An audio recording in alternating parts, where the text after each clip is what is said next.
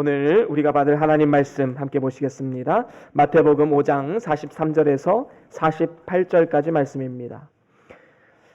마태복음 5장 43절에서 48절까지 말씀입니다.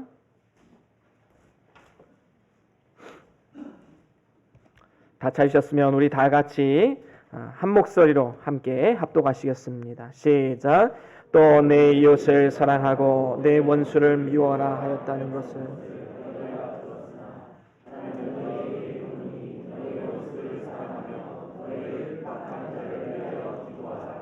이같이 한즉 하늘에 계신 너희 아버지의 아들이 되리니 이는 하나님이 그 해를 악인과 선인에게 비추게 하시며 비를 의로운 자와 불의한 자에게 내리우심이니라.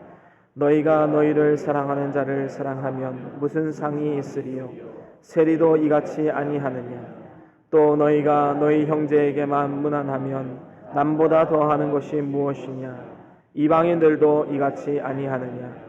그러므로 하늘에 계신 너희 아버지의 온전하심과 같이 너희도 온전하라. 아멘. 아멘. 우리 다 같이 말씀 들고 함께 선포하시겠습니다. 시작. 주의 말씀은 내 발의 등이요 내 길의 빛이 되십니다. 주여 말씀하옵소서. 주의 종이 듣겠나이다. 아멘. 아멘. 오늘은 마태복음 5장 43절에서 48절 말씀으로 하나님을 닮아가는 삶이란 제목으로 말씀을 나눠보도록 하겠습니다.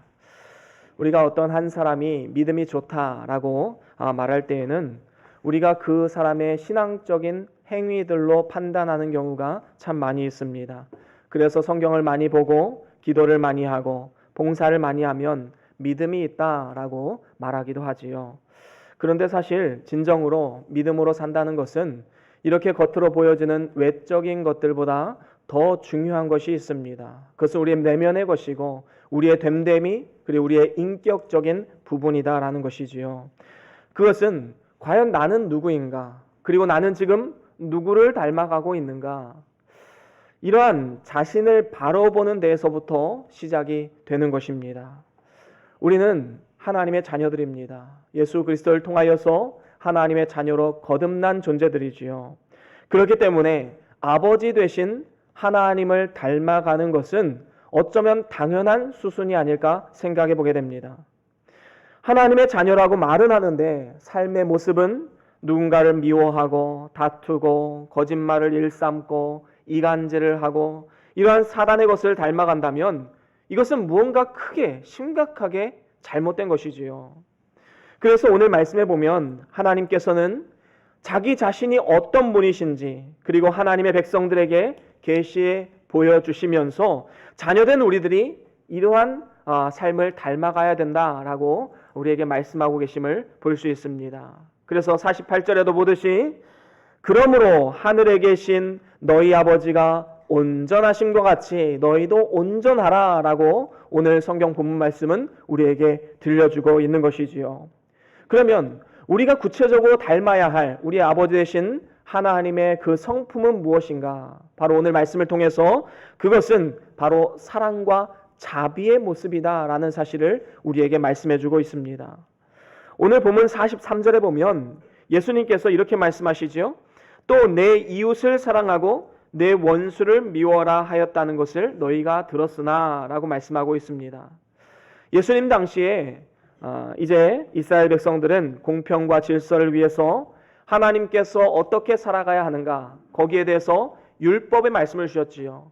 모세를 통해서 율법을 주셨고 그 613가지 이제 율법을 이스라엘 백성들은 하나도 빠짐없이 지키는 삶을 살아갔습니다.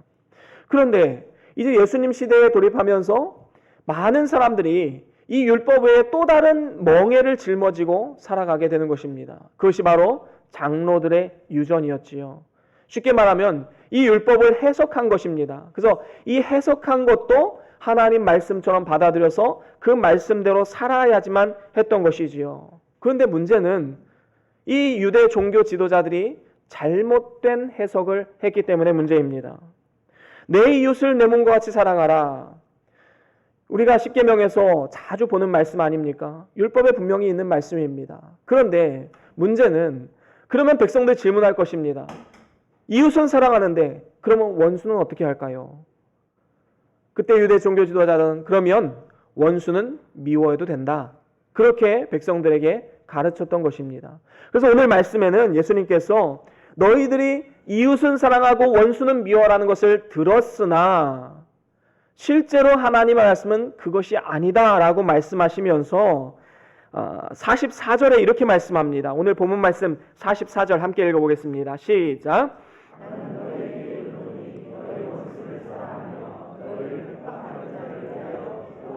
그렇습니다. 너희 원수까지 사랑하고 심지어는 나를 박해하고 나를 힘들게 하고 나를 어렵게 하는 그 사람을 위해서 축복하며 기도해야 된다라고 말씀하고 있음을 우리는 볼 수 있습니다. 여러분, 어떻게 원수를 사랑할 수 있을까요? 이것은 말처럼 쉬운 일이 아닙니다. 정말로 한 사람 때문에 마음의 고통과 짐과 여러 가지 어려운 상황에 빠져본 사람이라면 이 원수를 사랑하는 말이 너무나도 어렵게 들려질 수가 있을 것입니다. 그런데 사실 이것은 감정적인 부분을 이야기하는 것이 아닙니다. 어떤 사람들은 고지고대로 하나님, 저는 이 사람을 사랑하기로 결정했는데 왜 저 사람은 사랑스럽지가 않을까요? 이렇게 하나님 앞에 반문하는 사람들이 있습니다. 원수가 어떻게 좋아질 수가 있겠습니까? 그것은 참으로 힘든 일입니다. 감정은 남아있지요. 하지만 예수님이 말씀하시는 이 사랑은 아가페의 사랑입니다. 이 아가페의 사랑은 의지적 사랑입니다. 선택적 사랑이지요. 내가 사랑하기로 결정을 하는 것입니다. 이 의지적 사랑은 하나님께서 죄인 되어 죽을 수밖에 없던 원수된 우리들을 위해서 사랑하고 품어주셨던 사랑이었지요. 여러분, 우리가 구원받는다 할지라도 우리의 죄성은 그대로 남아 있습니다. 죄악된 본성에서 파생되는 많은 죄를 짓고 살아가지요. 그것을 하나하나 보면 하나님 아마도 우리를 향해서 정 떨어질 것입니다. 하지만 하나님은 우리의 모습 그대로를 보지 않으시고 예수 그리스도의 피공로, 십자가의 피공로를 바라보시면서 우리를 사랑하기로 아가페 사랑으로 덮어주신 것이지요. 우리가 그 사랑을 입었기 때문에 우리도 역시 다른 세상 사람들에게 아니면 주변 사람들에게 사랑으로 대해야 된다라고 말씀하고 있는 것입니다. 아가페 사랑은 우리에게 해를 가하는 자들에게 복수하지 않고 그들을 관대하게 대하며 원수를 갚지 않고 오히려 그들의 마음으로 품기를 바라는 마음, 작정하는 것, 바로 이것을 가지는 모습입니다. 미워하지 않도록 노력을 하는 것이지요. 이것은 의지적인 노력이 필요합니다. 우리가 이렇게 해야 되는 이유는 세상 가운데 아버지 하나님의 그 사랑을 반영하기 위함인 것입니다. 우리가 원수까지 사랑해야 되는 이유는 무엇입니까? 그 원수를 친구로 만들기 위함이 아닙니다. 그들에게 하나님의 사랑을 보여주고자 하기 위함이다라는 것이지요. 중요한 것은 무엇입니까? 45절에 보면 이와 같이 하나님의 사랑으로 원수까지도 사랑하고 용서할 때 하늘에 계신 너희 아버지의 아들이 되리라 라고 말씀하고 있습니다. 이미 하나님의 자녀로 거듭나긴 했지만 진정으로 하나님의 자녀다운 삶을 살아가기 위해서는 삶 가운데 진정으로 사랑을 품고 나아가는 삶을 살아가야 된다라는 것을 말씀하고 있는 것이지요.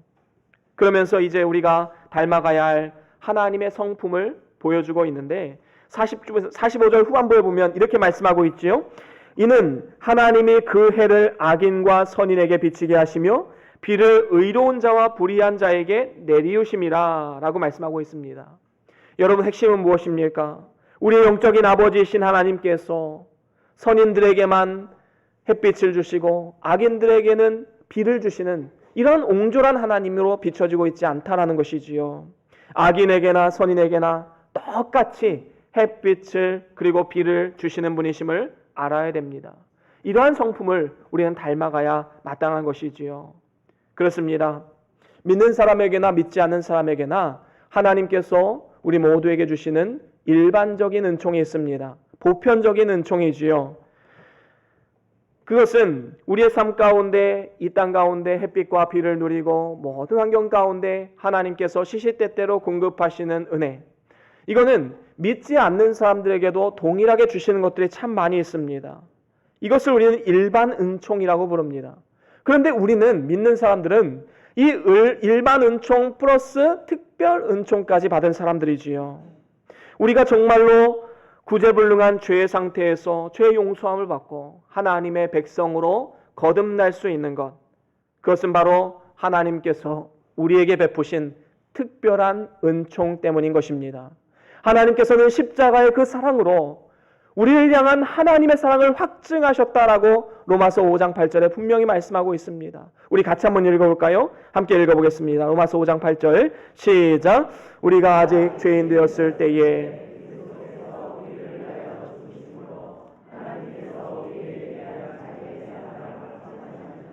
그렇습니다. 십자가의 그 사랑으로 내가 너희를 얼마나 사랑하는가 하나님은 그 사랑을 확증해서 보여주신 것입니다. 이러한 특별한 은총을 받은 자들이기 때문에 우리가 이 세상을 살아가면서 세상이 할 수 없는 일까지도 우리는 할 수 있는 원동력, 새 힘을 얻게 되는 것입니다. 그래서 오늘 이 시간에 하나님께서는 우리에게도 이러한 마음을 품기를 원하고 계시는 것이지요. 하나님과 원수되었던 우리를 십자가의 사랑으로 품으신 것처럼 또한 예수 그리스도께서 자신을 박해하던 자들을 위해서 친히 간구하셨던 것처럼 우리도 이처럼 하나님의 마음을 품고 살아가야 마땅한 것입니다. 그래서 결국에 예수님께서 오늘 말씀을 통해서 하고자 하시는 것이 무엇입니까? 너희들은 이 세상 사람들과 다르다. 내가 원수되었던 너희를 사랑과 자비로 품어주었던 것처럼 너희들도 같은 종류의 사랑, 아가페 사랑으로 다른 사람을 용납하고 용서해야 마땅하다라는 것을 말씀해주고 있는 것입니다. 시편에도 보면 이렇게 은혜롭고 자비와 사랑이 많으신 하나님을 이렇게 표현하고 있지요. 우리 시편 103편 1절 2절 먼저 한번 읽어보겠습니다. 시편 103편 1절 2절 시작. 내 영혼아 여호와를 송축하라. 내 속에 있는 것들아 다 그 성호를 송축하라. 내 영혼아 여호와를 송축하며 그 모든 은택을 잊지 말지어다. 아멘. 그렇습니다. 여호와 하나님을 송축하고 있지요. 그 모든 은택 하나님의 은혜를 잊지 말아라 라고 말하면서 쭉 내려가서 8절에 뭐라고 말씀하시냐 하면 우리 같이 한번 읽어보겠습니다. 시편 103편 8절 시작. 여호와는 자비로우시며 은혜로우시며 노하기를 더디하시며. 그렇습니다. 심판의 하나님은 높으시고 두려운 하나님이시지만 마치 동전의 양면과 같이 심판의 하나님, 공의 하나님이 있다면 또 반대편에는 사랑의 하나님, 자비의 하나님도 분명히 있다라는 것입니다. 자비로우시고 은혜로우시며 노하기를 더디하시며 인자하심이 풍부하신 분으로 성경은 우리에게 보여주고 있는 것이지요. 여러분 한번 생각해 보십시오. 만약에 아버지가 자녀들을 대할 때에 날마다 옳고 그른 것만 딱 따져가면서 그대로 하지 않으면 책망만 하고 사사건건 간섭만 한다면 아마도 그 아이들은 숨이 막혀서 뛰쳐나가고 싶을 것입니다. 그렇습니다. 죄의 본성을 가지고 있는 우리들에게는 아주 좋지 않은 습관이 있습니다. 그것은 무엇이냐면 나의 기준과 잣대로 다른 사람을 판단하려고 하는 일이지요. 나 자신을 정직하게 보지 않고 다른 사람들의 삶과 또 인생에만 관심이 있는 많은 사람들이 있다라는 것입니다. 그래서 어떻게 합니까? 상대방을 내 뜻대로 막 고쳐보려고 하지요. 꾸짖고 책망하고 또 그들을 정죄하고 판단합니다. 그래서 결국에는 부모와 자녀와의 관계가 깨어지고 부부간의 불화가 생기고 교회나 일터에서 다툼이 일어나게 되는 것입니다. 그것이 잘못이다 아니다는 누구나 다 판단할 수 있습니다. 하지만 사랑과 자비로 감싸주는 것은 아무나 할 수 있는 일이 아니다라는 것이지요. 쉽게 말하면 판단은 누구나 할 수 있습니다. 하지만 사랑은 아무나 할 수 있는 것이 아닙니다. 오직 하나님의 사랑을 받은 우리들이 해야 될 일인 것입니다. 다른 사람을 비판하는 그 잣대로 우리 자신을 한번 들여다보십시오. 그러면 긍휼한 마음을 갖지 않을 수가 없을 것입니다. 왜냐하면 사람에게는 누구나 다 가지고 있는 이 연약함이 있습니다. 죄악된 본성이 있지요. 나만 알고 하나님만 아는 죄악된 본성들이 많이 있습니다. 나의 연약함을 아는데 누가 누구를 비판하고 정죄할 수가 있겠습니까? 어떤 분은 아주 신앙심도 깊고 많은 분들에게 존경받는 분인데 운전대만 잡으면 굉장히 막 속에 있는 분노가 막 튀어나오는 분들이 있습니다. 제가 예전에 어떤 목사님의 이야기를 들었는데 어느 날 사모님과 함께 이제 차를 타고 운전해서 어딜 가고 있었는데 앞에서 깜빡이 켜지 않고 확 끼어든 겁니다. 사고 날 뻔해서 막 화가 나지 않습니까? 그래서 크랙션을 팍 올렸다고 합니다. 그래서 이 앞에 차들 화가 난 거예요. 그래서 같이 삐 올리더니 그 브레이크를 딱 밟고 위협을 주고 딱 도망가더랍니다. 이 목사님이 이제 이성을 잃어버렸어요. 막 화가 머리까지 나가지고 이제 이 차를 쫓아가기 시작한 거예요. 막 전속력으로 쫓아갑니다. 그래서 사모님 옆에서 말려도 듣질 않는 거예요. 그래서 사모님이 하나 기발한 아이디어를 냈습니다. 여보, 저 앞에 차가 우리 교회 교인이면 어떻게 할 거야? 그냥 이제 목사님이 대형교 목사님이셨어요. 그래서 대형교 목사님 사실 교인들 모릅니다. 뭐 몇천 명 되는데 그걸 누구 다 알겠어요. 그래서 이 목사님이 바로 운전대를 돌리고 집으로 돌아갔다는 그런 이야기를 설교 시간 한 걸 제가 들었습니다. 여러분, 이렇게 존경 많은 대형교회 큰교회 목사님들도요, 이런 연약함이 있어요. 우리 누구에게나 다 있습니다. 저와 여러분들이라고 이러한 연약함이 없겠습니까? 사실 사람에게는 너나 할 것 없이 누구나 분노, 욕심 이러한 것들이 참 많이 있습니다.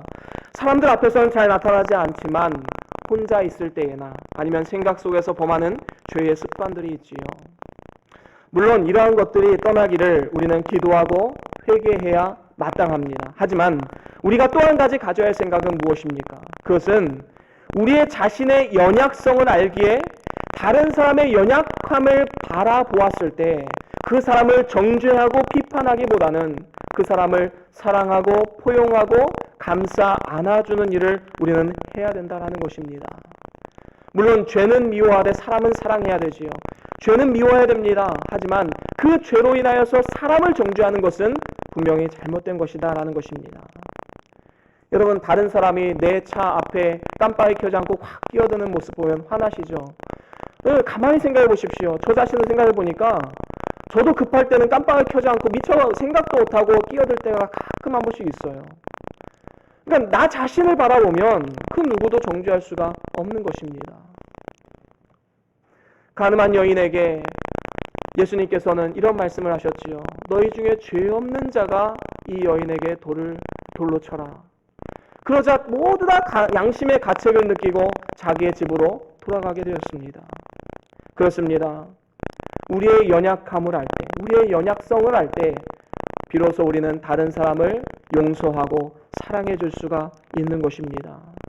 바로 예수 그리스도의 사랑이 이런 종류의 사랑이었던 것이지요. 아가페의 사랑으로 감싸주는 것.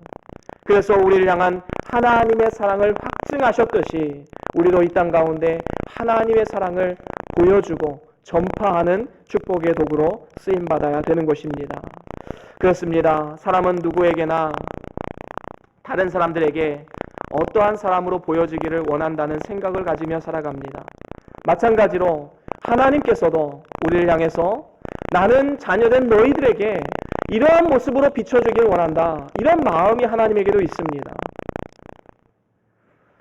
그 하나님의 마음은 아까 우리가 읽었던 시편 103편 8절에 나오듯이 자비롭고 은혜로우시며 노하기를 더디하시고 인자하심이 풍부하도다. 내가 바로 이러한 하나님이다 라는 것을 보여주고 있는 것입니다. 이러한 모습으로 나타나기를 원하시는 것이지요. 이것은 어쩌면 모든 아버지들이 자녀들에게 가지는 기대가 아닐까 생각해 보게 됩니다. 며칠 전에 저에게 이런 일이 있었습니다. 인경이가 하루는 이제 할머니랑 같이 단둘이 있었을 때였습니다. 근데 갑자기 인경이가 막 우는 거예요. 막 닭똥 같은 눈물을 흘려가면서 막 이렇게 우는 겁니다. 할머니 놀라셨죠. 야, 인경아 왜 그래 왜 그래. 근데 대답도 안 하고 계속 우는 거예요. 너무 놀래가지고 인경이를 좀 진정시키고 이유를 물어봤더니 이 아이가 화장실을 가는데 핸드폰을 들고 왔나 봐요. 근데 이제 껍데기를 벗기고 이제 이것만 들고 갔는데 이걸 떨어뜨린 거예요. 그래서 액정이 다 깨졌어요. 앞에가. 그래서 제가 예전부터 누누이 얘기했거든요. 야, 너 이거 떨어뜨리면 안 돼. 꼭 케이스 끼고 다니고 이거 떨어뜨리면 너 절대로 안 사줘. 다시는 안 사줄 거야. 그리고 너 이제 혼날 거야. 이런 식으로 얘기했더니 이 아이가 아빠한테 혼날 거예요. 아빠 무서워요. 엄마 무서워요 하면서 막 그렇게 닭똥 같은 눈물 흘려가면서 막 울더라는 겁니다. 근데 저는 그 얘기를 듣는데 너무 어떤 마음이 들었을까요? 안타까운 거예요. 아, 내가 그렇게 무서운 사람이었나? 저는 아이한테 그렇게 무서운 사람을 비춰주고 싶은 마음이 눈꼽만큼도 없습니다. 저는 그래서 인경이를 불러다 놓고 이렇게 얘기했어요. 인경아, 아빠는 너한테 참 좋은 아빠가 되고 싶어. 친구 같은 아빠가 되고 싶어. 그런데 너가 아빠를 향해서 그렇게 무서운 마음을 품고 있다는 거 나 이번에 처음 알고 너무 안타깝다. 인경아, 앞으로는 아빠 그렇게 오해하지 마. 아빠 좋은 아빠이고 싶어. 그런 이야기를 했어요. 여러분, 하나님도요, 우리를 향해서 이러한 마음을 가지고 있습니다. 우리가 때로는 막 주일까지만 무슨 일 생길 것 같고 막 하나님은 나를 맨날 치기만 하고 이런 하나님 없이 인식하고 있지는 않습니까? 여러분, 그렇지 않아요. 하나님께서는 자비하시고 인내가 많으시는 분이십니다. 우리의 잘못에도 불구하고 끝까지 기다리시고 인내하시는 분이 우리 하나님이시다라는 것이지요. 그래서 하나님이 우리에게 이렇게 말씀하시는 것입니다. 나는 자비롭고 은혜가 많은 사람이다 라고 하나님은 우리에게 말씀하고 있는 것입니다.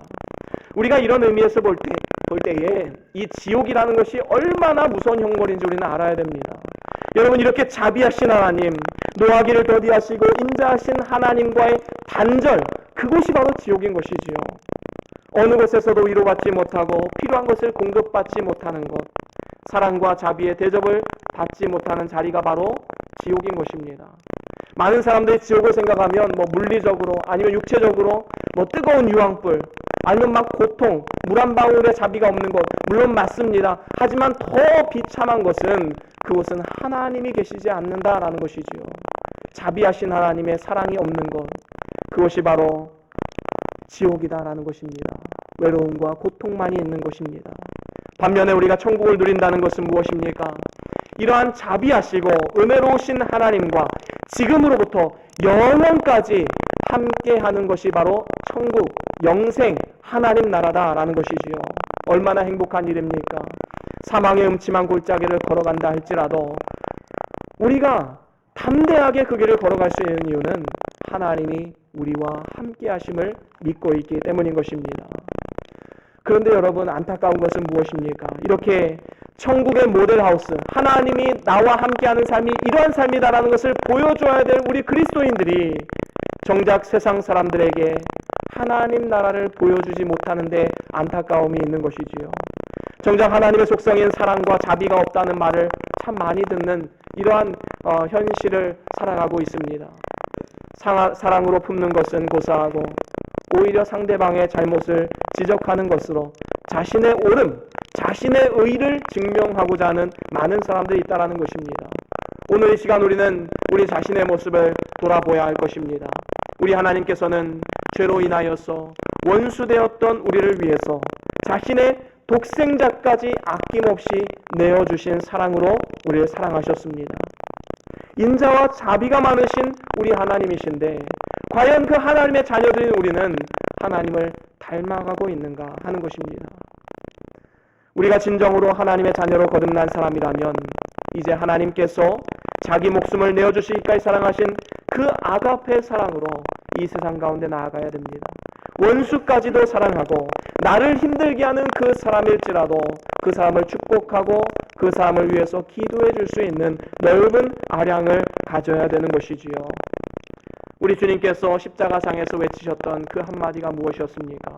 아버지여, 저들의 죄를 사하여 주옵소서.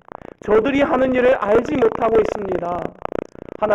예수님은 끝까지 자신을 박해하고 핍박하는 자들을 위해서 간구하셨던 분이십니다. 스데반 집사님은 어떻게 하셨습니까? 그는 이 집사님을 돌로 쳐 죽이기 위해서 돌을 들고 있는 그 사람들을 향해서 뭐라고 기도하셨습니까? 주여, 이 죄를 저들에게 돌리지 마옵소서. 그들을 위해서 간구했음을 우리는 볼 수 있습니다. 그렇습니다. 나를 죽이려고 달려드는 그 사람을 향해서도 축복을 선포하고 하나님을 진정으로 알기를 바라는 마음으로 기도하는 사람, 그 사람이 진정한 믿음의 사람이다라는 것입니다. 이러한 믿음의 삶을 살아가기 위해서 우리가 꼭 우리의 삶 가운데 던져봐야 할 질문이 한 가지가 있는데 그것은 바로 남보다 더 하는 것이 무엇이냐 하는 것입니다. 여러분, 이 질문을 우리의 삶 가운데 날마다 던져봐야 됩니다. 46절 한번 보십시오. 오늘 본문 46절입니다. 함께 읽어볼까요? 시작.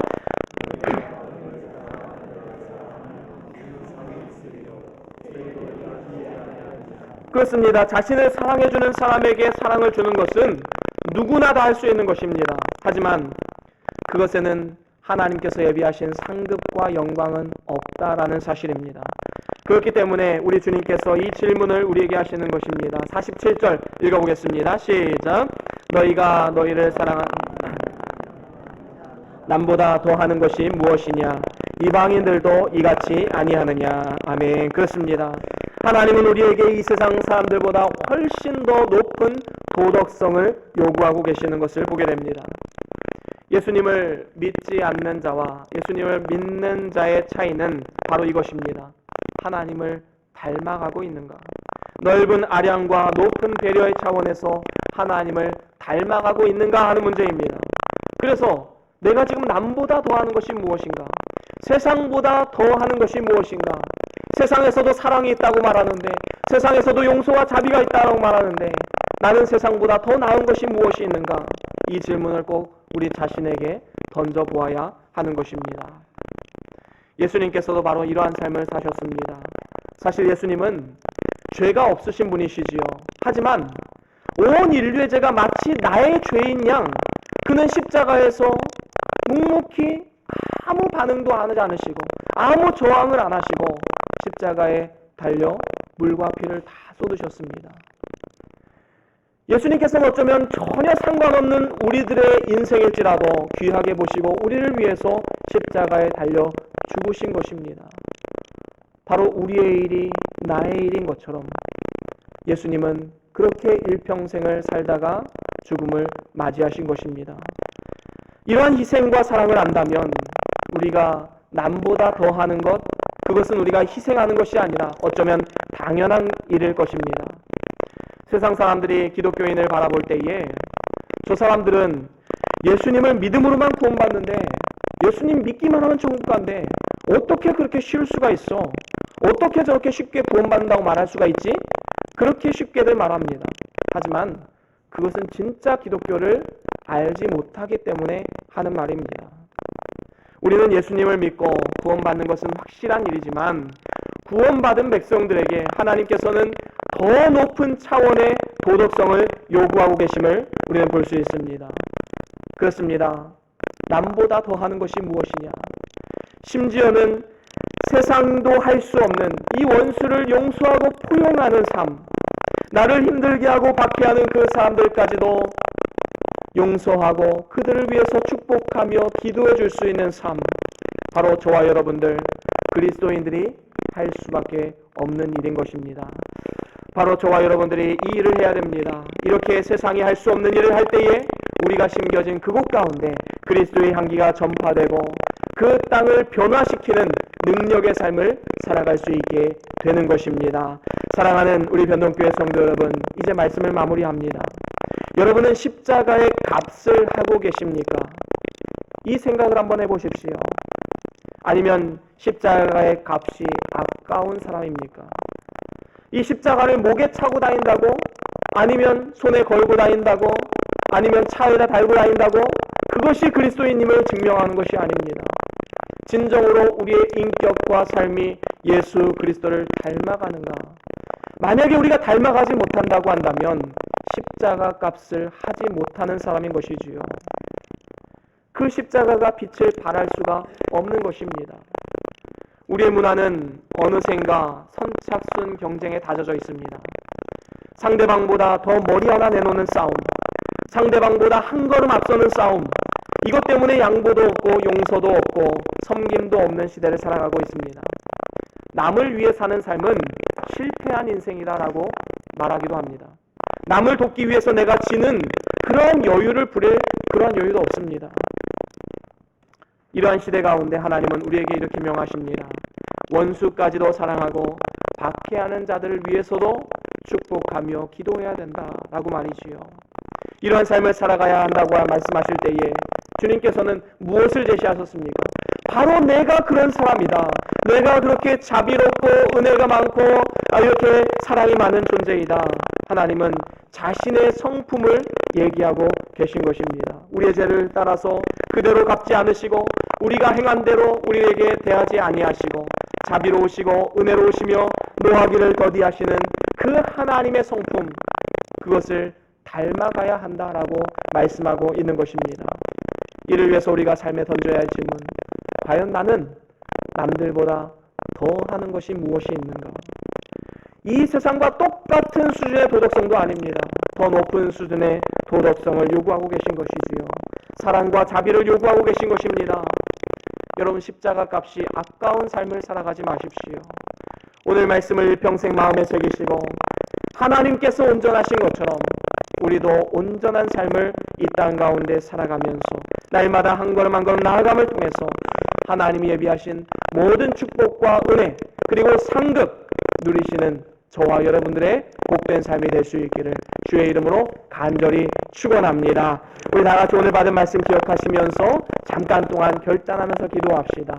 여러분, 정말로 이 사람만큼은 용서할 수 없어 라고 말했던 그 사람, 내 가족이 될 수도 있고요, 내 주변 사람들이 될 수 있습니다. 여러분, 이 시간 예수 그리스도의 사랑으로 용서를 선포하시고 주님 안에서 사랑하기로 결단하십시오. 아가페 사랑으로 말입니다. 그리고 그 사람을 축복하고 그 사람을 위해서 기도하십시오. 잠깐 동안 우리가 하나님 앞에 결단하면서 기도하시겠습니다.